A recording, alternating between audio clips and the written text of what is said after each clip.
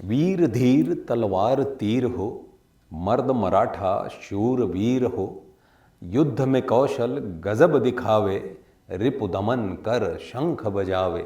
जनमानस के भूप रहोगे, चरम चमकती धूप रहोगे, प्रसन्न रहे माता जगदम्बा, ओ छत्रपति ओ सहचर संभा। तो मतलब अंधेरे में भी रोशनी पैदा कर देते हैं वो। जी, रोशनी तो आती है लेकिन रंगीन भी आती है। और वो भर भर के आप कहीं और जा रहे हो। जी। घर के लोग बहुत एक्साइटेड हैं क्योंकि एक लंबे समय तक तो यही लोगों को लग रहा था ये शादी नहीं करेगा। फिर कहीं ऐसा ना हो मैं कुछ और करने लग जाऊं, जी।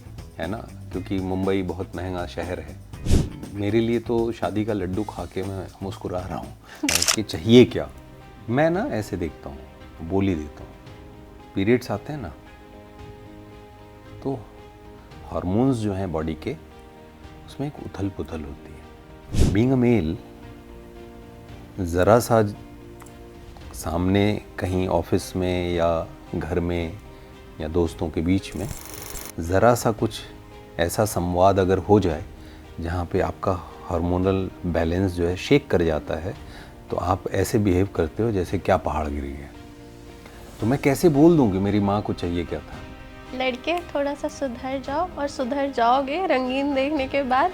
लड़के सुधरे हुए हैं ऐसा नहीं है जाती है, लेकिन जब ये पता चलता है कि जिस सच के साथ मैं खड़ा हूँ वो सच नहीं है तब आदमी सोचता है कि यार थोड़ा सुधार की ज़रूरत है। जी। लेकिन उस प्यार के साथ एक सवाल आता था कि सर मैंने वो काम देखा, ये काम देखा, वो अच्छा था, ऐसा था, वैसा था। खूब एक्साइटमेंट, बिकॉज किरदार बहुत वो रिलेटेबल फील करते हैं। जी। और उसके बाद जाते जाते पूछ लेते थे कि सर आपका नाम नहीं पता है।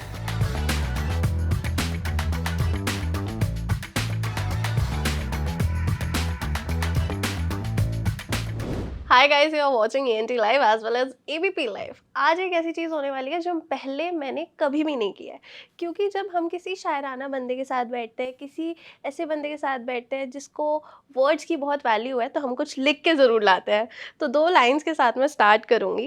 एक्टिंग उनके लिए काम नहीं, इबादत है। कैमरे के सामने वो एक नई दुनिया बसा लेते हैं और हम सब उसी दुनिया के दीवाने हो जाते हैं।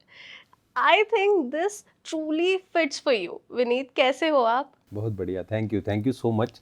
इतना मतलब सुंदर उतना अच्छा नहीं लिख पाती मैं, नहीं, बट स्टिल। लेकिन फीलिंग पहुंच जाती है ना। जी। फीलिंग पहुंच जाती है और फीलिंग कमाल की चीज़ होती है। शब्द भूल जाते हैं, एहसास याद रहता है। जी बिल्कुल, एहसास याद रहता है। बहुत अच्छी बात करी, लेकिन अगर मैं एहसास के साथ साल 2025-24 की बात करूँ तो कुछ गलत नहीं होगा अगर हम कहें ये आपका साल है, क्योंकि बैक टू बैक इतने धमाकेदार प्रोजेक्ट्स आए हैं। How do you feel? बहुत ख़ास है 2025। परिणाम 2025 में दिख रहे हैं, लेकिन इसके पीछे मतलब 2023-24 बहुत लंबी हाँ वो मेहनत है। चलता रहा। और तो फिल्में बनने में समय भी लगता है और बहुत खुश हूँ, अच्छा लग रहा है। और बस उत्साह के साथ आगे बढ़ रहा हूँ और सारे कुछ ऐसे बेहतरीन किरदार करने की इच्छा है। लेकिन एक चीज होती है, एक कलाकार ना इतने सालों से मेहनत करता रहता है, लेकिन जब फाइनली वो रिकग्निशन मिलता है उस टाइम पर बहुत ज्यादा ओवरवेलमिंग फील होता है, लेकिन साथ साथ दिमाग में ये भी आता है मेहनत तो बहुत टाइम से कर रहा था, लेकिन अब क्यों हुआ? इसके पीछे क्या है वो किसी को पता नहीं, लेकिन मैं खुद के लिए जो मानता हूँ, मैं ये मानता हूँ कि चीज़ें अपने हिसाब से होती हैं, ठीक।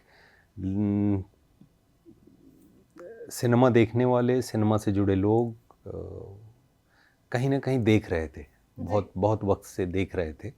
और जब ये चीज़ें हुई तो उनको भी ये लगता है कि ये बहुत पर्सनल है उनके लिए, कि मेरी सक्सेस सिर्फ मेरी नहीं है, मेरी सक्सेस हर उस इंसान की है जो कहीं ना कहीं उसने मेरे लिए कुछ बेहतर सोचा या मेरा कोई काम देखा। और वो एक भरोसा लोगों में हमेशा था कि होना चाहिए इस बंदे का, क्यों इतना वक्त लग रहा है। तो जो जब जिस समय होना होता है उसी हिसाब से होता है। और मुझे तो यही मानता हूँ कि दर्शकों ने ही मुझे यहाँ तक पहुँचाया है।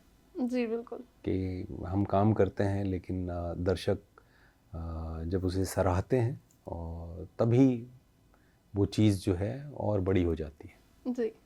तो मुझे तो दर्शकों ने ही, और हमेशा कुछ ना कुछ वो शेयर करते रहते थे, और उनको एक भरोसा था और उनके भरोसे को मैं देख रहा था, तो मैं अपनी तरफ से जो कोशिश कर सकता था वो करता रहा। मैं आपको ये चीज़ पर्सनली बताना चाहूँगी, जिस टाइम पर सुपर बॉयज़ ऑफ मालेगांव आई थी, आई वाज़ इन नोएडा, तो मैं ऑनलाइन प्रेस कॉन्फ्रेंस अटेंड कर रही थी जो हुई थी। सो उस टाइम पर मैं ना थोड़ी-सी स्केप्टिकल थी कि यार ये बहुत ही इंटरेस्टिंग टॉपिक है, पहले कभी किसी ने भी टच डाउन नहीं किया, but being a part of that project जो हर किसी को अच्छा लगा। मतलब एक स्टोरी होती है जिसके हेटर्स होते हैं, जिसके लवर्स होते हैं, व्हिच हैज़ मिक्स्ड रिएक्शन, लेकिन दैट वाज़ समथिंग जो सभी को बहुत ज़्यादा पसंद आई थी। So any quick back story of it? हाँ, थैंक्स टू रीमा कागती। रीमा ने जो भरोसा मतलब मुझ में किया, मेरे अंदर किया एज एन एक्टर, उसके लिए बहुत बहुत धन्यवाद। Thanks to Excel Entertainment, Farhan Akhtar, Zoya Akhtar, Ritesh Sidhwani, and thanks to Amazon, MGM studio, Amazon India. क्या है, एक कलाकार तभी कुछ कर पाता है जब उसे करने के लिए कोई मौका बन जाए। तो इसलिए मैंने आप इन सब लोगों का धन्यवाद किया, बिकॉज़ इन्होंने मुझे वो मौका दिया। जी। तो यादें तो मतलब बहुत हैं। रीमा ने जो किरदार दिया, और वो जो ग्रुप है बंच ऑफ बॉयज़, जी। सुपर बॉयज़, या उनके बीच में मुझे खड़ा किया, तो ये रीमा का भरोसा था। और रीमा कागती के साथ मैंने गोल्ड की है। तो जब एक डायरेक्टर और प्रोड्यूसर मुझे एज एन एक्टर अपने फिल्मों में या सीरीज़ में रिपीट करते हैं, तो वो मेरे लिए ना एक अद्भुत आनंद की बात होती है। वो एक प्रमाण होता है मेरे लिए कि जो पिछला काम करके आया था वो कहीं ना कहीं सही था मैं, और जो प्रयास हुआ था वो सही था। बिकॉज रिपीट करना इज़ नॉट जस्ट अबाउट मैं एक्टर बहुत अच्छा हूँ इसकी वजह से किसी को कोई रिपीट नहीं करता। तो कोई एक्टर हो सकता है बहुत अच्छा हो, तो ज़रूरी नहीं है, कई चीज़ें देखी जाती हैं।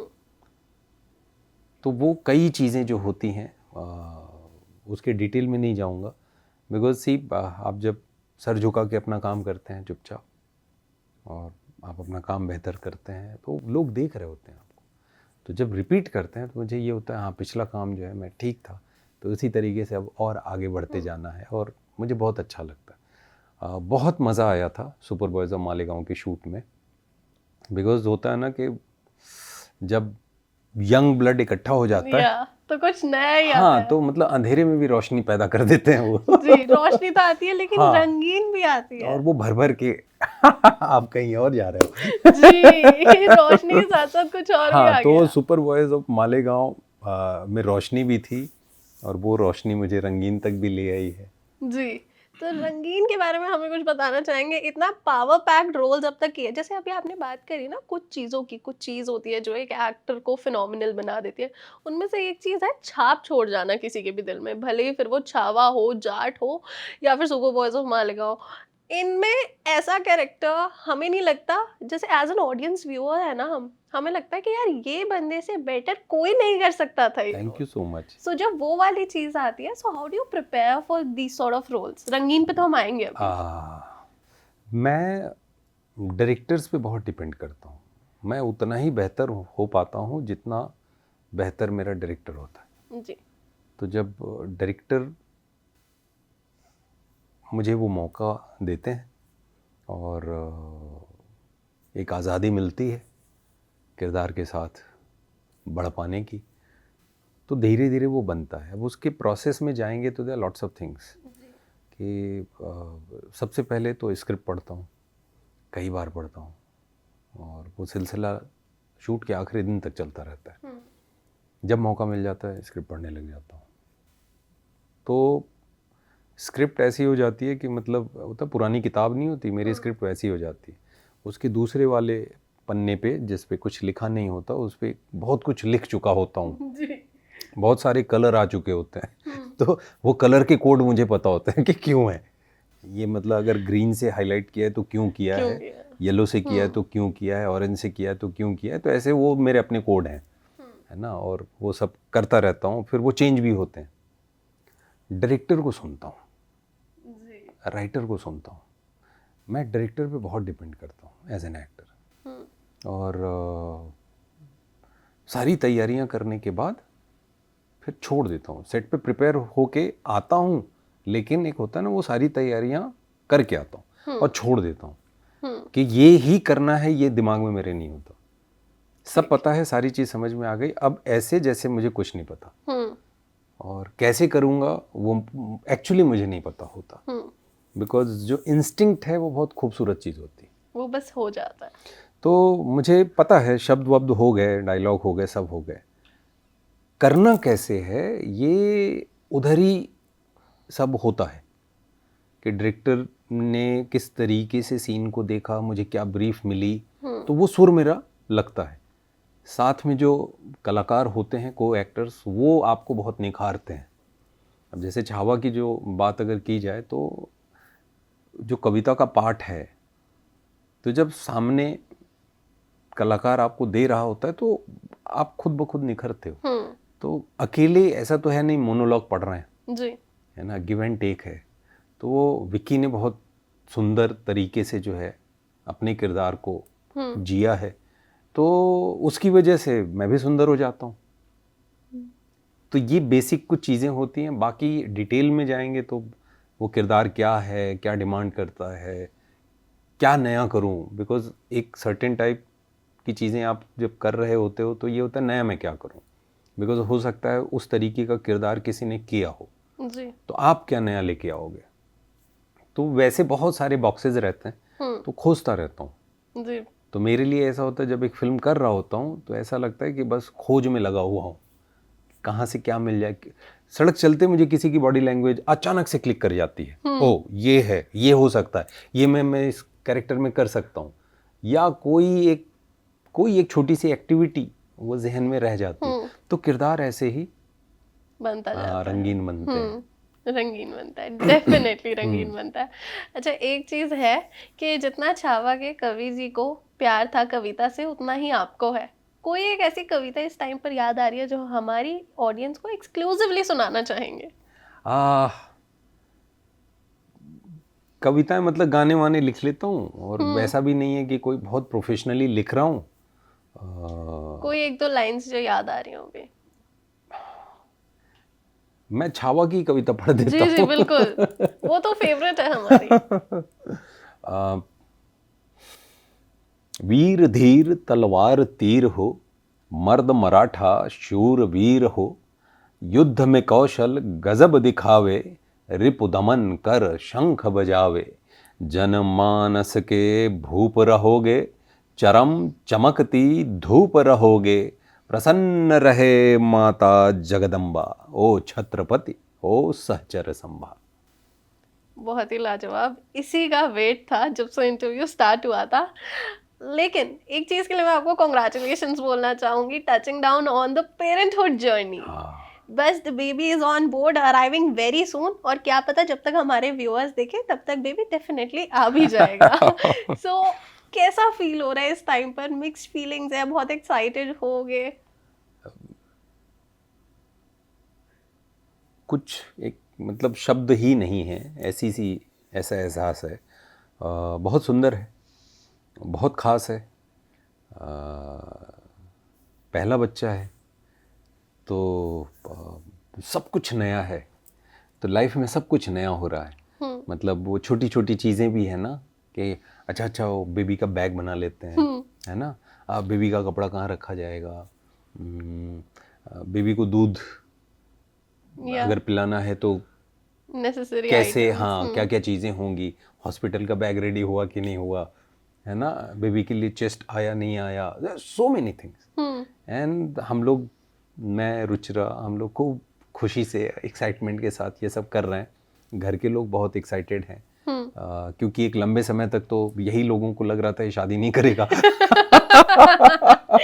Next Salman Khan loading. और वो भी एक फेज था जब ये लगने लगा था कि पता नहीं ये दिशा में बढ़ पाऊंगा या नहीं बढ़ पाऊंगा, बिकॉज एक कमिटमेंट वहाँ हो गई थी करियर को लेके, तो लगा हुआ था। फिर जब चीज़ें बेहतर होनी शुरू हुई तो मुझे हमेशा ही ऐसा वाला रहता है कि अगर मैंने कोई ऐसा ना हो मेरी वजह से कोई सफ़र करे, ये मुझे सोने नहीं देता जी। तो ये होता है कि एक तो अपनी ही ज़िंदगी एज एन एक्टर जो चल रही थी है ना, वो वैसी थी कि मैं किसी और को उसमें कैसे शामिल कर दूं, तो हिम्मत नहीं होती थी कि शादी के रास्ते पे आगे बढ़ूं, कि क्योंकि एक्टर की लाइफ में बहुत मतलब ये इतना आसान नहीं है जैसा लोगों को लगता है। अब तो धीरे धीरे thanks to social media and OTT platforms आ गए हैं तो कि अब उससे थोड़ी बातें होती हैं तो पहुंचती हैं कि एक बड़ी कठिन प्रक्रिया होती है ना, और सक्सेस मिलेगी नहीं मिलेगी, कब मिलेगी, कैसे मिलेगी, ये तो किसी को नहीं पता होता।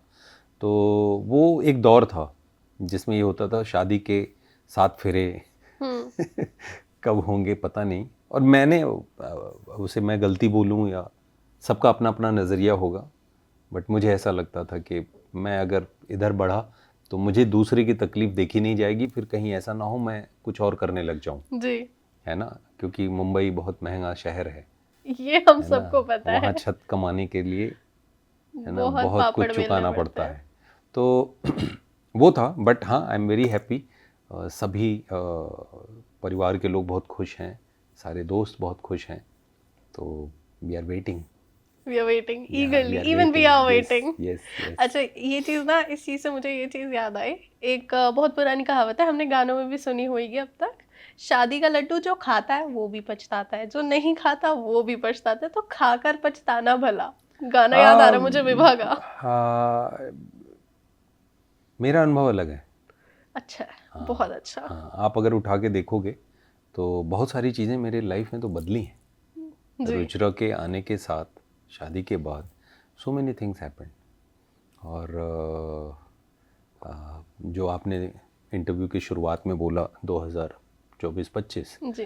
तो पता नहीं बच्चे के नसीब से सब हो रहा है। ये जो रिलीजेस हो रही हैं, जी। ये सारी चीज़ें जो हो रही हैं, तो मेरे लिए तो शादी का लड्डू खा के मैं मुस्कुरा रहा हूँ। बहुत खुश हूँ। आई होप आप ऐसे ही खुश रहें। लेकिन अभी तक ना हमारी ऑडियंस का मन कर रहा होगा कि या तो हम इन्हीं के साथ वहाँ चले जाएं, या फिर मेरे को 2-4 कमेंट बॉक्स में गालियाँ आ रही होंगी कि इतनी देर से रंगीन रंगीन बोल रहे हैं, रंगीन है क्या, ये बता दो अभी हमारी ऑडियंस को। रंगीन आप लोग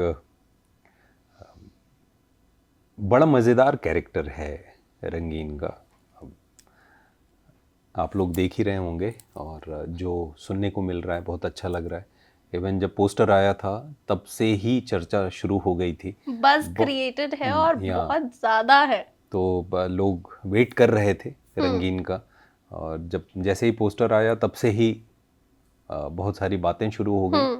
और अच्छा लगता है जब दोस्तों को और उन लोगों को जो आपके वेलविशर हैं और जो प्यार करते हैं, जो फैंस हैं, जो चाहते हैं, और कोई चीज़ आती है उन्हें पसंद आती है तो अच्छा लगता है। जी। तो रंगीन का जब पोस्टर आया था तब से वो मैं फीडबैक मुझे मिल रहे हैं and I am feeling good. Trailer आया तो जो बातें शुरू हुई तो यार चलो धीरे धीरे, और एक होता है ना कि एक प्रोजेक्टाइल बनता है, तो अब जब किरदार को लेके बात हो रही है तो अच्छा लग रहा है। बिल्कुल ही नया है, किस कुछ तरह किया का ही नहीं था। किरदार होने वाला है, क्या नया हमें देखने को मिलेगी, विनीत की कौन सी नई साइड मिलेगी, क्योंकि आप हर बार तो चौंकाते आ रहे हैं, हमें कुछ नया दिखा रहे हैं अपना रूप। हाँ मतलब कुछ किया ही नहीं था ऐसा है ना, तो वो किरदार अब तो हो ही रही है। आई एम प्लेइंग अ जिगलो, या है ना, तो लेकिन खूबसूरती राइटिंग की इतनी कमाल है कि कहीं ऐसा नहीं होता कि स्किन शो है, बिल्कुल ऐसा नहीं है। मुझे भी जिस चीज़ ने सबसे ज़्यादा इस शो में अट्रैक्ट किया था वो जब मैंने पढ़ा तो मुझे समझ आया कि ये जो किरदार है ना, being a man, being a male, हर व्यक्ति अपने तरीके से दुनिया को देखता है। जी। तो महिलाओं को, लोगों को लगता है वो जानते हैं, लड़कियों को लोगों को लगता है वो जानते हैं और क्लेम भी करते हैं, अरे हमें पता है।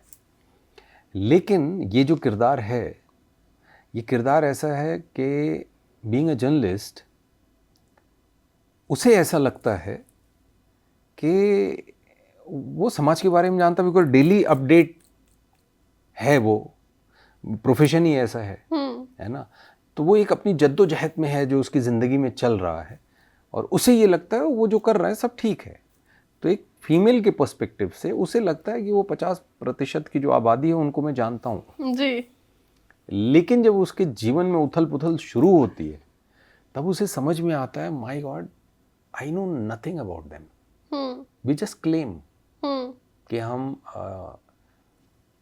एक लड़की या एक औरत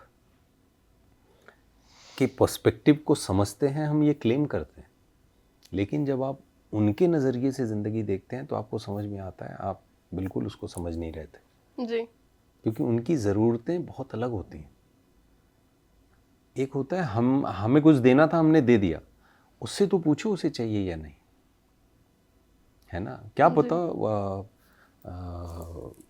घर में बैठी एक महिला अपने पति से 5 मिनट इसके लिए खोज रही हो कि जहाँ सिर्फ वो अपनी बात कह सके, और लेकिन वो कभी काम आ जाता है ना, और ज़रूरतें पूरी कर देते हैं और आगे बढ़ जाते हैं, लेकिन उसे वो 5 मिनट चाहिए जो मटेरियल से जुड़ा नहीं है।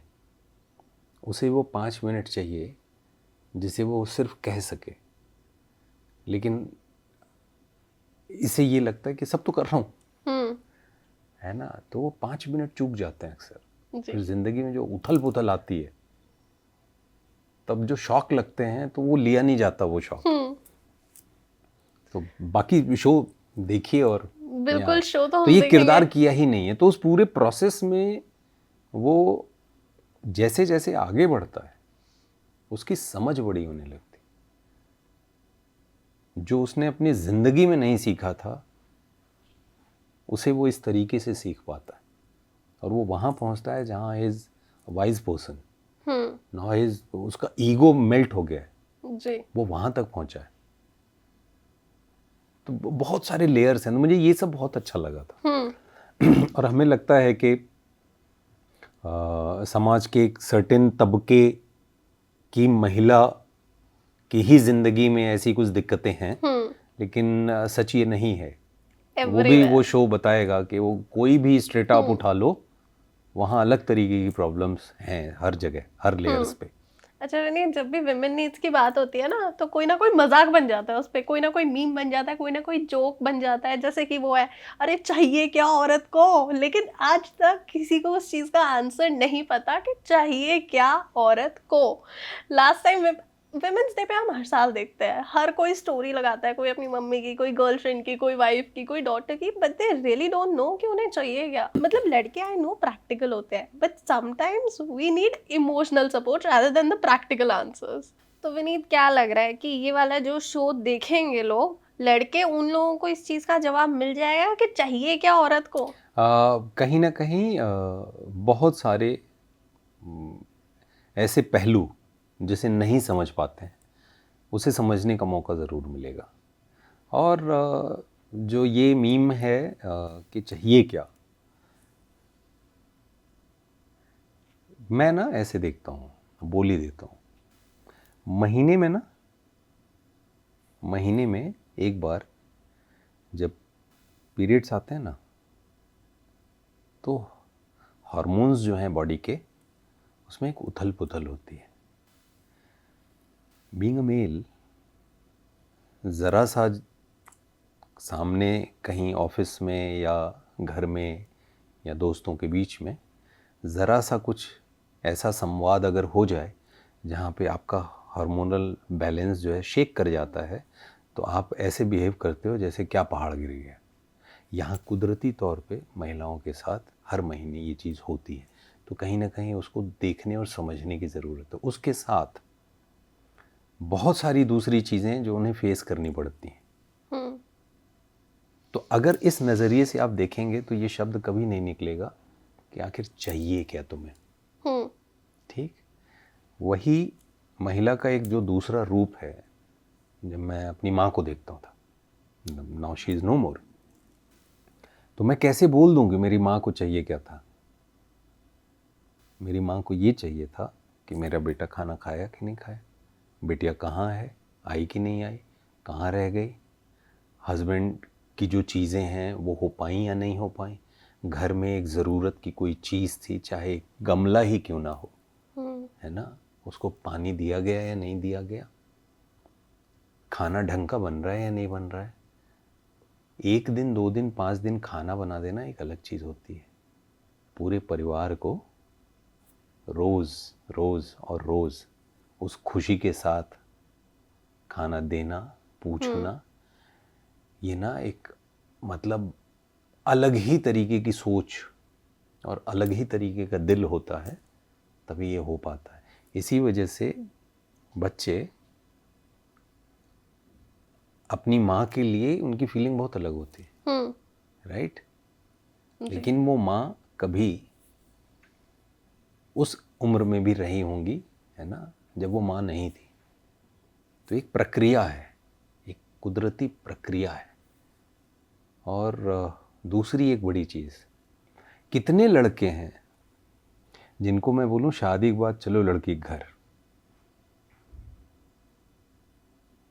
ये सिर्फ एक थॉट सोच के देखो आप, जहाँ आप पले बढ़े, जहाँ जिस कॉलोनी में आपके दोस्त हैं, जिस जगह आपके सारे दोस्त हैं, जहाँ आपकी स्कूलिंग हुई, कॉलेज गए, जिस घर में आप पले बढ़े, वो सब कुछ 7 फेरे के बाद छोड़ के लड़की कहीं और जाती है, और जिस घर में पैर रखती है शायद पहले कभी ना आई हो,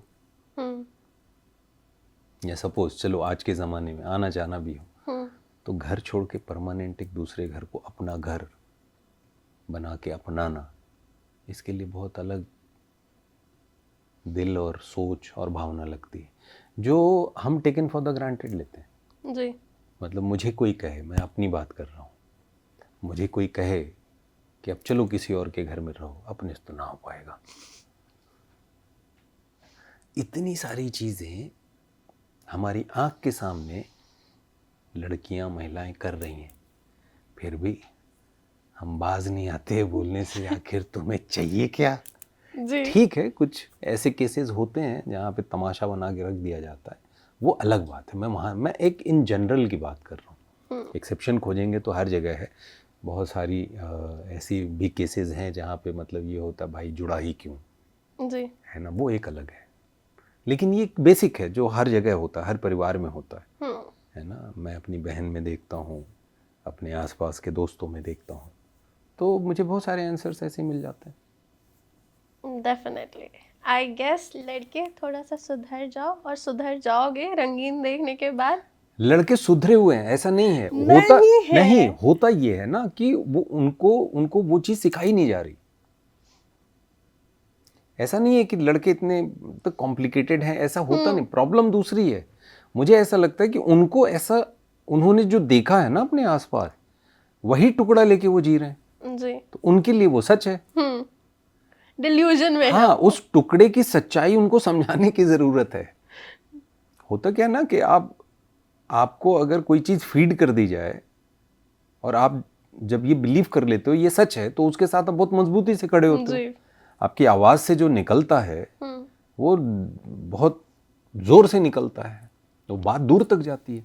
लेकिन जब ये पता चलता है कि जिस सच के साथ मैं खड़ा हूं वो सच नहीं है तब आदमी सोचता है कि यार थोड़ा सुधार की जरूरत है ना। तो मुझे लगता है कि ये इतना तो नहीं बोलूँगा, लेकिन हाँ ये जो रंगीन का किरदार है,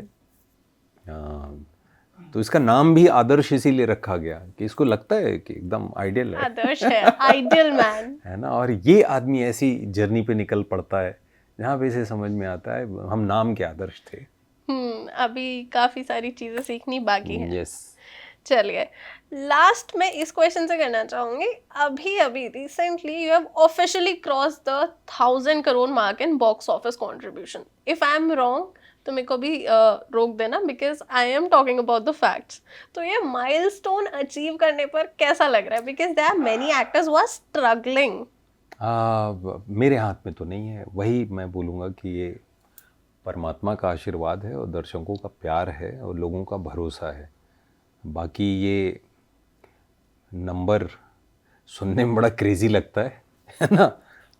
मैं उन फिल्मों का हिस्सा बन पाया, जी. यही कहूँगा. और क्या नज़रिया दूँ मैं कि हाँ, मैं छावा का हिस्सा बना और फिल्म ने बहुत अच्छा किया. जाट का हिस्सा बना, सुपर बॉयज और मालेगांव का हिस्सा बनने का मौका मिला. तो जब ऐसे मौके आपके जीवन में बन जाते हैं तो ये सब हो जाता है. ये सोच के तो काम नहीं करता जी. है ना. तो अच्छा ही लगता है. हमेशा एक जो दर्शकों का प्यार खूब मिलता था, लेकिन उस प्यार के साथ एक सवाल आता था कि सर मैंने वो काम देखा, ये काम देखा, वो अच्छा था, ऐसा था, वैसा था. खूब एक्साइटमेंट, बिकॉज किरदार बहुत वो रिलेटेबल फील करते हैं. जी. और उसके बाद जाते जाते पूछ लेते थे कि सर आपका नाम नहीं पता है मुझे, प्लीज़, आई एम सॉरी, आपका नाम क्या है. तो ये जब आता था तो मैं बोला अच्छा ओके, कहीं कुछ है जो मेरी तरफ से बाकी है. आई तो गेस ये बहुत बड़ा माइलस्टोन था, अब वो 1000 crore club. I wish you all the very best, आगे जाके और भी माइलस्टोन्स ब्रेक करो. Thank you so much. अगर आप मतलब ये नज़रिया तो मैंने सोचा नहीं था 1000 करोड़ क्लब, बट हाँ अभी सोच रहा हूँ तो हाँ, मतलब अब सारी फिल्में शायद जोड़ के देखी जाएं तो वहाँ तक होंगी. जी. या थैंक यू गॉड. तो अब वो सवाल नहीं आएंगे कि आपका नाम क्या है. नाम क्या है, लेकिन वो थोड़ा ऑकवर्ड हो जाता होगा ना कि तुम्हें. नहीं, मैं हर चीज़ को ना पॉजिटिवली लेता हूँ. कुछ तो होता है. जैसे रोशनी हमें दिखाई इसलिए देती क्योंकि अंधेरा है. जी. है ना. अंधेरे का पता भी हमें इसलिए चलता है क्योंकि रोशनी है. आपके ऊपर है कि आप अंधेरा देख रहे हो कि रोशनी. क्या बात. ये आपके हाथ में है. तो माइंड को ऐसे ट्रेन करो, क्योंकि हर चीज़ आप कंट्रोल कर ही नहीं सकते. जी बिल्कुल. है ना भाई. सीधी सी, मेरा दिल धड़क रहा है इसलिए मैं जिंदा हूँ. दिल धड़क रहा है, उसी भी मेरा कंट्रोल नहीं है. बस धड़क रहा है वो. तो हमारे शरीर के अंदर बहुत सारी चीज़ें ऐसी हो रही हैं जिसमें हमारा कंट्रोल नहीं है, लेकिन हो रही हैं. अब आप अगर नहीं, दिल की धड़कन में थोड़ी देर रोकूंगा तो आप तो समस्या में फंस गए. जी बिल्कुल. क्योंकि वो होगा नहीं. तो समाज में बहुत सारी चीज़ें ऐसी हो रही हैं जो बस हो रही हैं. तो आप उसके साक्षी बन सकते हैं, आप उसको नियंत्रित नहीं कर सकते. होने दीजिए, वही बेहतर है. तो हाँ, तो अगर कोई किसी ऐसे सवालों के साथ आता है तो मैं उसका बेहतर पक्ष देखता हूँ. तो मैं हमेशा ऐसा सोचता था कहीं कोई चीज़ है जो बाकी है, तो वो जो बाकी है वो कैसे पूरा करूँ. तो मैं अपनी कोशिश करता रहता था. अब हो गया. ये मैंने सोचा थोड़ी था. जी. बस ऊपर वाला जब देता है तो ऐसे ही देता है. डेफिनेटली विनीत, मुझे बहुत अच्छा लगा आपसे बात करके. काफ़ी सारी चीज़ें हैं जो मैं वापस घर जा रही हूँ तो कुछ सीख के जा रही हूँ. Thank you so much. Thank you. Thank you. हमारी ऑडियंस जो है ना वो आपसे बहुत ज़्यादा प्यार करती है. तो लास्ट चीज़ उनके लिए. मैं भी मतलब दर्शकों को बहुत प्यार करता हूँ, क्योंकि मैं उन्हीं की वजह से हूँ. इसलिए जो भी अवार्ड्स मिलते हैं मैं उन्हीं को समर्पित करता हूँ, बिकॉज उनका भरोसा ही था जिसकी वजह से मैं चल पाया. किसी की दुआ है जो लगी है. मेहनत तो पहले भी करता था. Thank you so much Vineet, it was lovely talking to you. काफ़ी सारी चीज़ें हमें नहीं पता चली. And all the very best आगे के फ्यूचर प्रोजेक्ट्स के लिए. And congratulations on being a father. Thank you so much. Thank you.